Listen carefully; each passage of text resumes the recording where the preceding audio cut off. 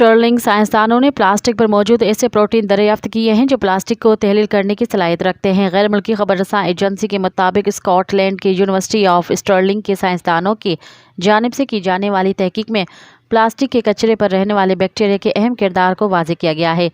साइंसदानों को ऐसे शवाहिद मिले हैं जिसे प्लास्टिक की तहलील होने के मतलब तयन किया जा सकता है। ये दरियाफ्त समंदर में मौजूद प्लास्टिक के कचरे पर मौजूद माइक्रो हयातियात के फ़ैल का तयन करने के लिए मज़ीद तहकीक की अहमियत को वाज़ेह करती है। तहकीक में उसे नायाब और नामालूम बैक्टीरिया की भी शनाख्त की गई जो प्लास्टिक की तहलील में मददगार साबित हो सकता है और प्लास्टिक की आलूदगी से निमटने के लिए नए तरीके के तौर पर इस्तेमाल किया जा सकता है। मज़ीद ख़बरनि ऐं तफ़सीलात लाइ विज़िट कयो असांजी वेबसाइट www.awamiNewsHD.com ऐं ॾिसंदा रहो अवामी न्यूज़ HD।